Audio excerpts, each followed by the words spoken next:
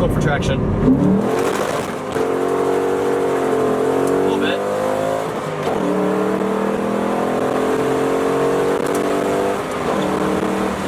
Woo!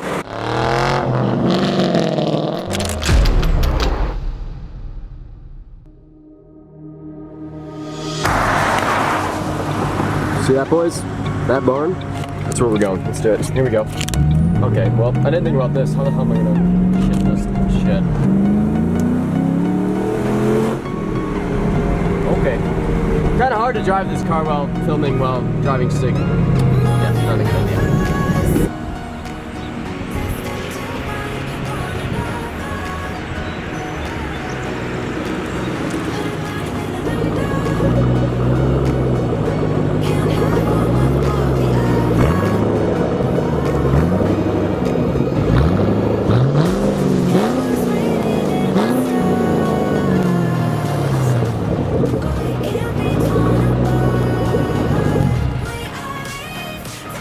Alright, what is going on, guys? It is Yo Cars, and welcome back to another video, finally long awaited, on the 2006 Mustang 3-valve GT. It's been a while, you guys know this car already, but it has been a minute since it's been on the channel. I posted a video a few days back of my buddy Alex, 2016 Focus ST owner, who recently picked up a 2018 Mustang GT Premium in black, but with the 10-speed automatic. It's pretty much my car, but brand new and a lot newer. But basically, we posted that video the other day, and I was really itching to get the GT 3-valve on the channel. It's been a while since she's been on there, and I think she's honestly flexing a little bit extra hard today for you guys, plus the lighting, it helps out. We got a little bit of sunlight left before it starts raining again, and it's been raining all day, so I saw the rain stopped. It's actually pretty blue skies right now, but it's saying it's gonna come down. We got a flash flood warning. So I'm gonna try to get this video busted out for you guys today before it turns to nighttime, because we've got an awesome story that only happened a few days back that I wanna tell you guys about, that I got a lot of parts, a lot of money worth of parts for a really, really good deal. So it's probably in the title, I probably put it in somewhere, but I'm gonna tell you guys a little bit of the backstory on why I needed these parts, how I discovered I needed them,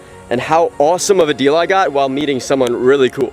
So yeah, let's get into it. I'm gonna pop the hood on this thing and show you exactly what I got. All right, so please do not make fun of me in the comments, man. My car is real dirty right now. I've got to get a wash on this thing, not even exterior, but interior as well. But as you guys can see, Chicago sometimes has some pretty crappy weather, which it doesn't even look crappy, but I promise it was raining. You can see the rain here.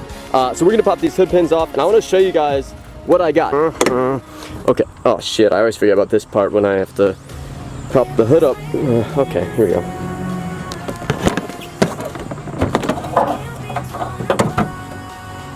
Alright, so now that we have the hood open, I'm going to show you guys exactly what I got. Now, as I was saying, I got these parts only 4 or 5 days ago or so. I drove all the way out to Indiana. It was about a 2-hour drive there and a 2-hour drive back.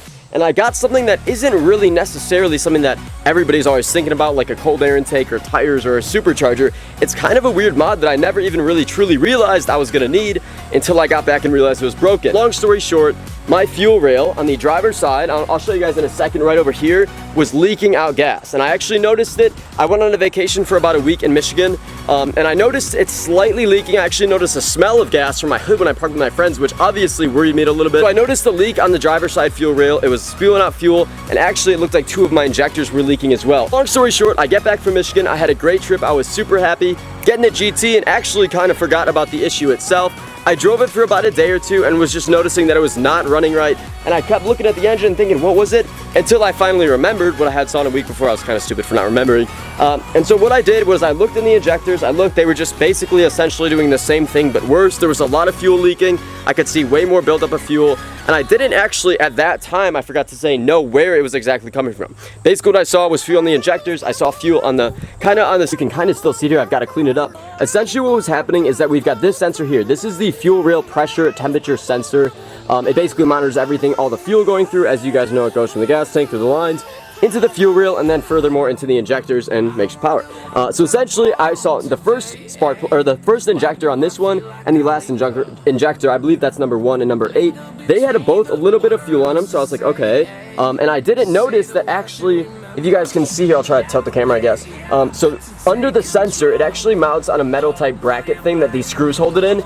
And if you can see where my finger is, right here where that mount for the sensor meets the fuel rail, it was leaking. Now, I never heard of anything. I looked up forums, I looked up articles, I posted on a forum, and the response that I got was very minimal, but it said essentially replace the fuel rail. So Most people hadn't heard of something like this happening. I don't know if you guys have, but it was a really weird and random issue. So after I saw the leaking had gotten a lot worse, I was obviously taking the issue much more seriously. I didn't really know what to do. I looked online, I looked everywhere. I looked at Advanced Auto Parts near me. I looked at pretty much every auto parts store, every online place, and it was actually pretty much impossible to find a stock fuel rail replacement. On an American Muscle, LMR, companies for Mustangs, there were some upgraded options, one of which was about $170 was the cheapest option. I think they're like Scott Drake fuel rails or something, but that required me to get new lines and all stuff, and I was like, okay, this might be turning into a little bit bigger of a problem, because I was at first not too bad about it. I didn't really care. This car's been great. But then when I look at it, I'm like, what am I gonna have to do to fix this? So essentially what I did, I never really do this, and not for any good reason, but I never really check Craigslist.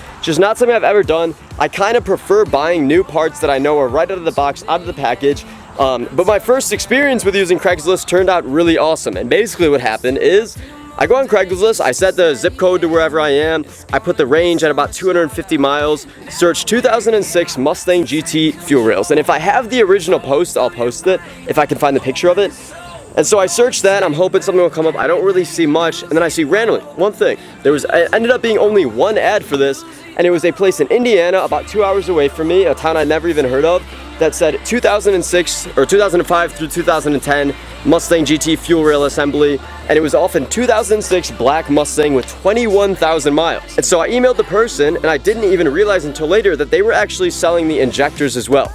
Essentially, they were selling me 8 injectors for my car, a fuel rail, plus the fuel rail pressure sensor off a very, very low mileage 2006 GT in black, literally same car as mine, for only $20. So basically what I did was email the lady, I started talking to her, I started emailing, texting, blah, blah, blah, and I ended up going out to Indiana, going there, and to my surprise, and a really cool surprise, the lady that was selling them was actually, she was the driver of the 2006 Mustang GT, and honestly, I kind of suspected it was a guy from the way they were talking, but long story short, it was a super, super nice lady about my mom's age. She said she had a son that was 21 like me, and she was actually driving a fully built, by Bren Speed, 2006 Mustang GT, 10-second car, had a Roush supercharger, something like that on it. I mean, the thing was amazing. I'll put pictures on screen, and that was definitely a good moment for me because, like I said, I've never really done Craigslist. I was by myself in Indiana, didn't really know what to expect. Get there with a $20 bill, meet an extremely nice lady with a pretty much way more badass car than me. Literally a 21,000 mile Mustang GT, all the way from 06 like mine. Mine's got 90,000 with obviously the fuel rails, injectors, and everything do too. And so I was like, wow, that is insane. I gave her the 20, she took it, she gave me the stuff, and I was super, super happy, but I was still a little bit nervous for when I got home. I'm like, okay, I got $20, I got the stuff I need, it's obviously the same stuff, but let's hope this works. And long story short, I got home, I put it all in, and it has worked perfectly. And I also forgot to mention how good of a deal that truly was. So $20 for used stuff off a 21,000 mile GT, right? Well, if you go online right now, and granted this is looking at new parts, if you wanted to buy 8 OEM injectors, an OEM fuel rail, and the fuel rail pressure temperature sensor, you'd be spending roughly about probably $500 to $600. And that's what I knew before buying this deal, so that's why I was extremely excited. Now, like I said, that is new parts, these are used, but I really, really don't think that if I bought OEM stuff right now for about $500 to $600, that's a bad deal. Getting all of this stuff, you can see the brand new injectors, all through 8 of them. We've got the new fuel rails that look really good, and the new sensor. All that for $20, I was happy, man. Basically getting 8 injectors, a fuel rail, and a temperature sensor for a 2006 Mustang GT is gonna cost you a little bit even if you're going OEM, sometimes even more if you're going OEM. So I was super happy for that, literally brought a 20 with me, handed it to this lady, and she took it. This lady, she's actually part of Defiant Motorsports or Defiant Racing or something like that. If you guys look it up on Instagram, they're an awesome racing team, and their car is literally badass. It's literally a 06 like mine, but way faster, way cooler, on a huge slick and a full roll cage. So it was awesome buying it from her, someone like that, and not just some weird dude. And it was a great feeling getting everything I needed. But let me know your guys' opinions on how good of a deal this truly was. Like I said, I don't know exactly how much it would be if it was used, but I know for a fact that if I hadn't found that deal, I would have probably bought new stuff and spent well over $500 for it all. So I was super relieved that this all went in, worked out great. And now I'm thinking that we haven't had this car on the channel in a while, actually me driving it. I've noticed that a lot of my videos I haven't been driving it. What do you guys say we take it for a spin? I want you guys to hear this thing. Now, it's not gonna be crazy loud like usual. We're still running the muffler elite so you guys can hear it a little bit. What do you guys say we go for a ride real quick? Maybe a little hoonin'. All right, well, I've got a motorcycle on my ass. I mean, what better time to line it up? Here we go.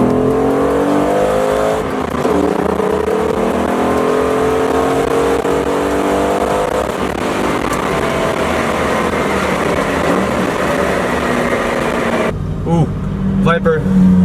What? Alright, so as I was saying, guys, I don't know how good a traction I'm really gonna have out here. I'm gonna roll my window up a little bit to eliminate some of the wheel noise, but yeah, we gotta do first gear. We got open straight away. Why not? I'm gonna pop her in first, just roll onto it at about 20 miles an hour. We'll get her at about 3,000 RPMs. Here's first gear. Let's go for traction. A little bit.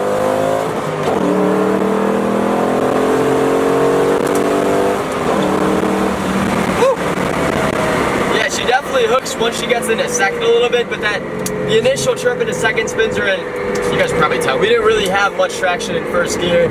I can't really be too mad. I'm on a street tire and it's a little bit wet outside.